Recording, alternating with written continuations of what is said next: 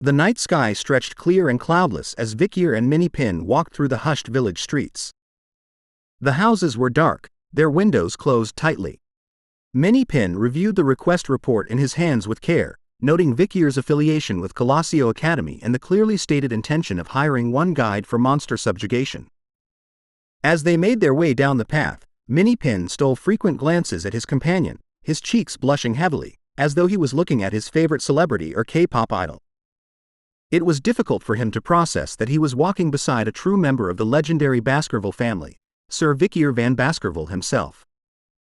Overwhelmed by emotion, Minipin came to an abrupt stop and bowed deeply before Vikir, the weight of the moment pressing on him. To work alongside someone of such renowned lineage was a privilege he had never imagined. Vikir paused, clearly puzzled by the sudden gesture. Minipin, flustered, admitted that meeting Sir Vikir had always been one of his dreams. Without a word, Vikir raised his index finger to his lips, his expression stern, silently instructing him to stay quiet. Reminding him that his name was not Vikir at the moment. Apologizing for his enthusiasm, Minipin confessed his lifelong dream to join the Baskerville family. Vikir's eyes flickered with surprise as he realized Minipin's admiration ran deeper than mere curiosity. This man had clearly dreamed of joining the Iron Blood family for quite a long time, perhaps even before Vikir's own return through time. Minipin's fists clenched with enthusiasm as he spoke, his face alight with fervor. The Baskervilles, known across the continent as the Iron-Blooded Sword Clan, were legendary for their ability in monster hunting along the Western Front. To him, joining their ranks meant the chance to learn their famed combat style, the invincible sword techniques that had become the stuff of myth known as the Baskervilles techniques. The very thought made his heart race with anticipation, but as quickly as the excitement rose, it faded. Minipin lowered his gaze, scratching the back of his head with a disappointed expression. His broad shoulders slumped slightly as he confessed that part of his motivation was more personal. Those who joined the Baskerville clan were promised land and a home, something he believed was the only way he could give his wife the life she deserved. Yet, in his desperation, he trusted the wrong people. Swindled by smooth-talking brokers, the dream had slipped out of reach, leaving only regret behind. Vikir observed him in silence, eyes narrowing with quiet discernment. Despite Minipin's casual demeanor and rough-edged charm, Vikir saw through to the truth. This man was a graduator, someone whose level was high enough to join any high-ranking mercenary guild. After a moment of reflection, Vikir lowered his gaze, a faint smile tugging at his lips, his hood casting a shadow over his expression. He stated plainly that Minipin's dream can be granted by Vikir, but its fulfillment would depend entirely on his actions during the job. Minipin blinked in surprise, struggling to process the words. Then realization dawned. His eyes lit up and a broad, hopeful grin spread across his face. Emotion swelled in his chest as he nodded eagerly, bursting out with a pledge to give everything he had. But before he could say more, Vikir raised a hand in warning, his voice sharp and quiet as he reminded Minipin once again to keep silent. A few hours later, Minipin was on the road in the middle of the night, driving a carriage loaded with goods. Vikir, meanwhile, was on a secret mission, attending the academy under a false identity. His enrollment was so confidential that not even his own family was aware, and he received no assistance from the influential Baskerville household. As a result, he had turned to Minipin, the most reliable guide in the region, to help finance his school fees. When Minipin learned of this, he covered his mouth, overwhelmed with emotion. Tears filled his eyes as he struggled to comprehend that Sir Vikir, the person he respected most in the Baskerville clan, had personally acknowledged and praised him. Vikir sat in stillness among the wooden barrels, his hands clasped and his demeanor composed. In a measured tone, he instructed Minipin to address him simply as Sir going forward, avoiding the use of his name altogether. Minipin nodded earnestly, his eyes alight with resolve, fist clenched in silent affirmation. Yet inwardly, Vikir couldn't help but question whether the man before him was truly as capable as he appeared. With a hint of curiosity in his gaze, Vikir studied Minipin more closely before revealing his status as a student of Colosio Academy. He then posed a thoughtful question, asking which monsters he could hunt frequently without drawing unwanted attention. Minipin turned with an easy smile and explained that one of the more manageable yet profitable monsters to hunt were gnolls.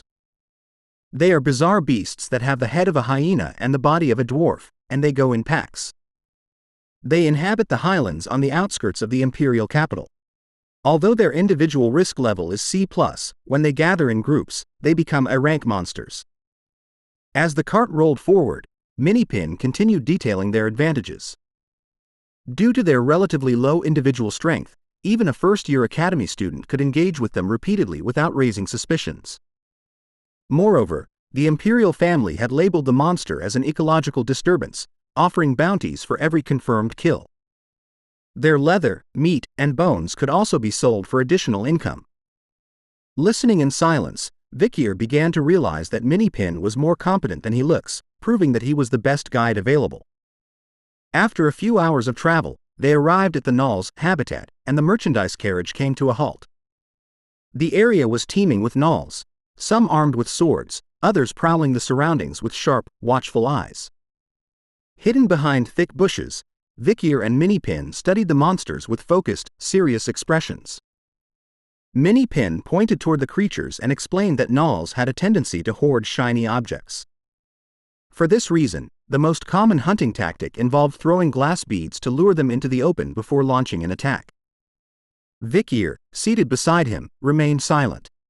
His gaze was calm but sharp as he carefully observed the gnolls. He quickly deduced that the glass bead method was effective only when dealing with a small number of the creatures. Upon hearing this, Minipin's eyes widened in surprise, and he nodded in agreement, impressed by Vikir's insight. As they conversed, a serpent concealed among the branches above coiled silently, its cold eyes locked on them with deadly intent as Vikir reveals that he wasn't going to use the glass beads plan. Minipin caught a faint hiss and turned slightly, just in time to notice the snake slithering into striking position. Yet, Vikir remained perfectly still, his focus fixed ahead on the distant gnolls. In the next instant, a flash of movement cut through the air with razor precision, decapitating the snake before it could lunge. Its head dropped to the ground with a dull thud between the two men.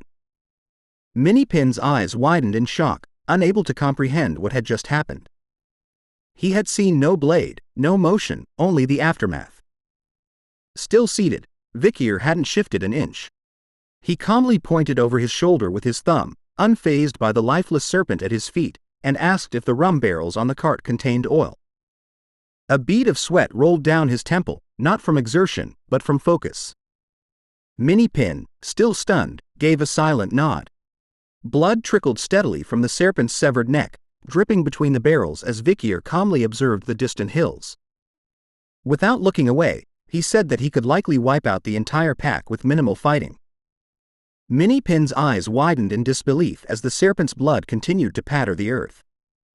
The idea that Vikir planned to eliminate an entire gnoll pack, one so formidable that even the Empire's subjugation gave up on doing so, was insane to the man. As he wonders what Vikir was thinking, a faint, sinister smile formed at the corner of his lips, and an unmistakable spark of thrill flashed in his eyes. Watching him closely, Minipin felt a ripple of unease. He couldn't begin to guess what Vikir had in mind. Following his orders, Minipin retrieved several barrels of oil, and together they cautiously approached the entrance of the cave where the gnolls resided. The small monsters were unaware of Vikir's presence and continued to slip inside the cavern undisturbed. Vikir moved in silence, his footsteps soundless against the earth as he reached the mouth of the cave.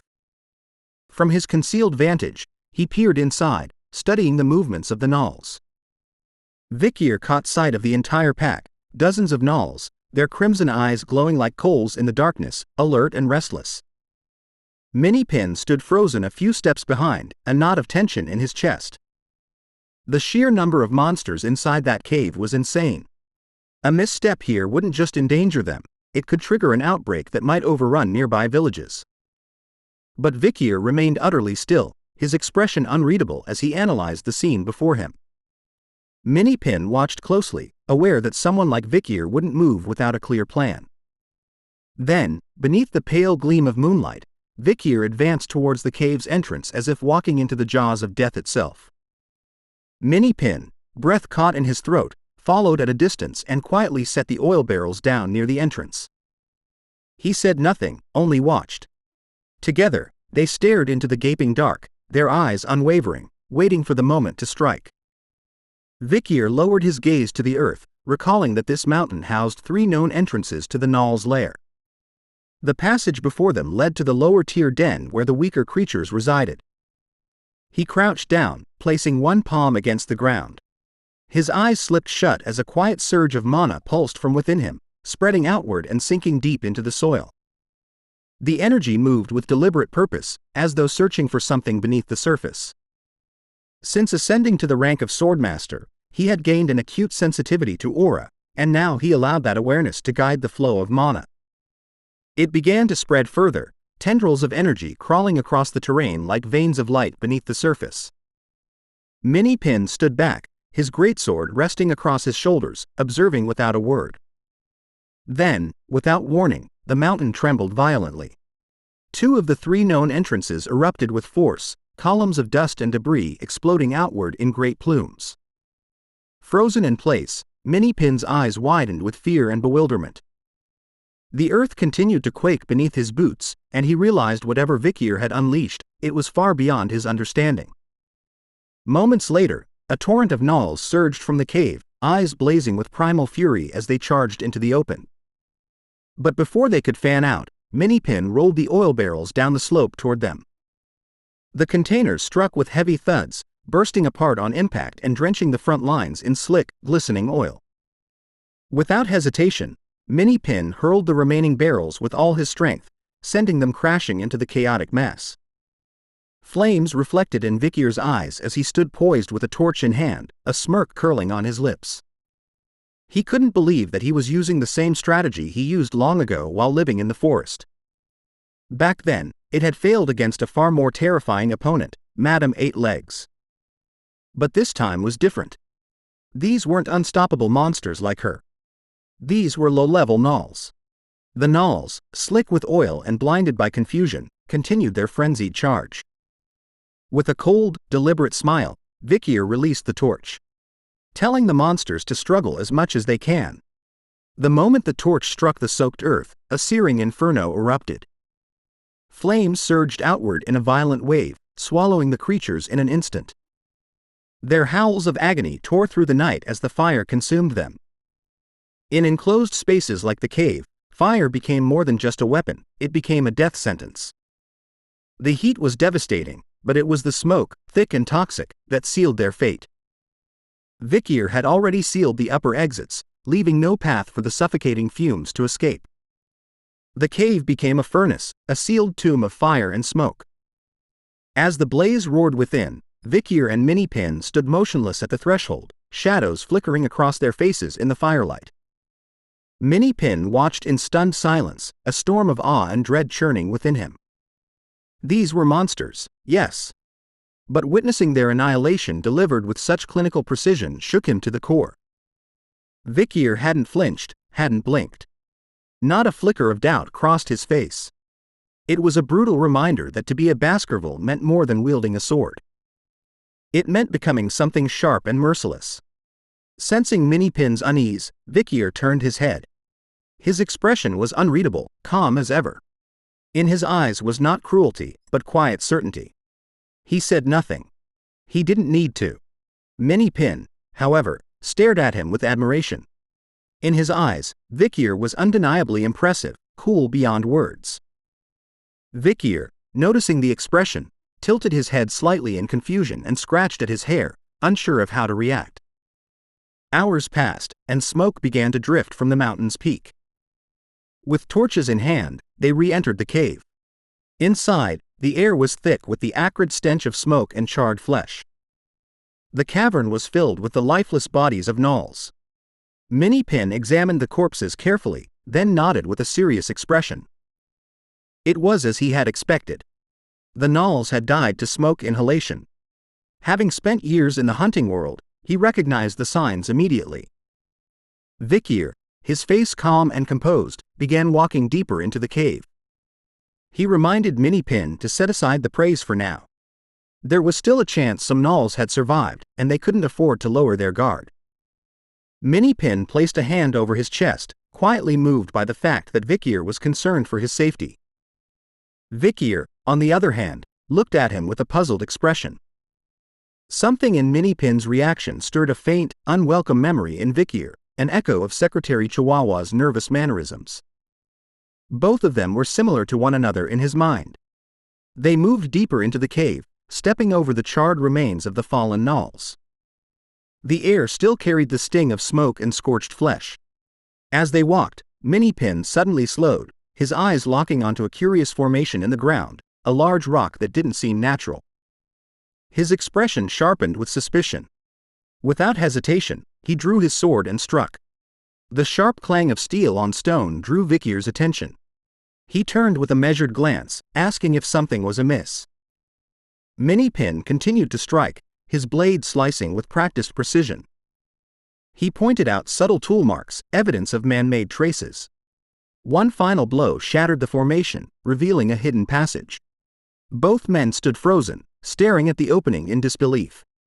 Beyond it lay a chamber glittering with gold coins piled high in chaotic abundance.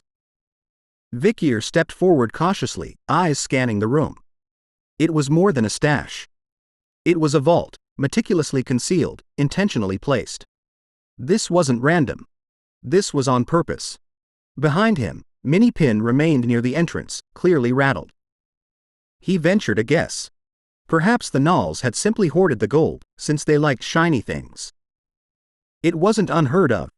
Vikir didn't answer. Instead, he picked up a coin, examining it in the firelight. Then, without a word, he tossed another toward Minipin.